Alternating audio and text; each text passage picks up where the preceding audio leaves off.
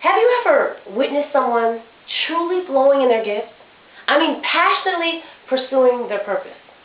They're gifted. And it made you wonder, even ask yourself, am I gifted? Well, today, we're going to talk about gifts. Because every one of us has been uniquely gifted. But for the most part, a lot of us have never discovered our gifts. We may have overlooked our gifts, discounted our gifts.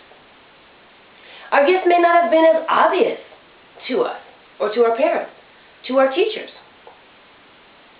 Tiger Woods, one of the best golfers in the world, gifted as a child as a golfer. But Tiger Woods had to work to develop his golfing skills.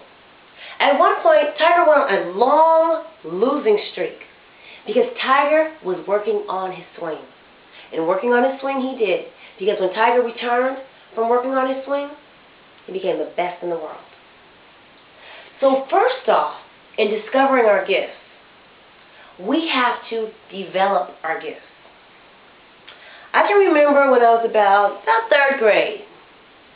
I loved recess. I mean, who doesn't love recess, right? Who in here loved recess when you were in the 3rd grade?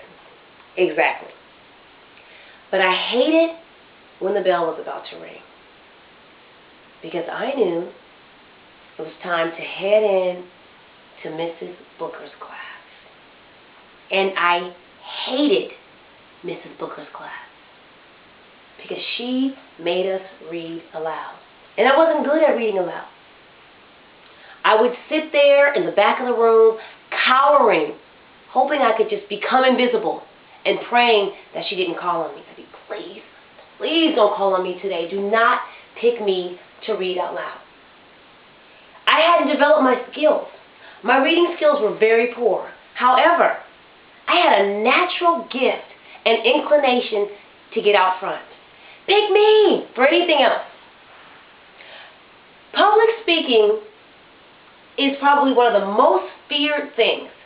People would rather die than get up in front of a room and speak.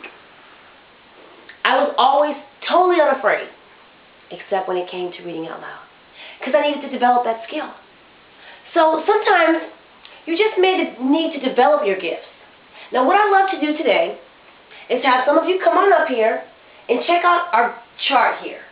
And we're going to look at some gifts and some traits. And I want to see if you can find maybe about 5 that best describes you. And then I want you to actually share with your partners. Because sometimes people might see a gift in you that you may not see in yourself. So I want you to be with your partners and just kind of discuss after you pick your traits and see what they see in you. Now, I need about 3 of you to come up here and work with me. Okay, don't all raise your hands at once. Okay, you in the yellow, and you back there waving frantically. You guys come on up. So the thing about discovering your gifts is that sometimes they might be very apparent, and sometimes, again, they may go undiscovered. I remember I was a little kid, maybe 4th grade, and I got my report card. It was never like, woohoo, I'm bringing home all A's, because I wasn't the best student. My report card said things like, Alicia talks too much in class and she needs to focus. Alicia has the potential to be a great student, but she needs to focus. I overheard my dad telling my mom, hey, if a C is the best she can do, then she's a C student. And so at that point, I decided that I was a C student, and I relegated myself to that position. Guess what? I could have been an A student. I could have been a B student. I hadn't discovered those gifts.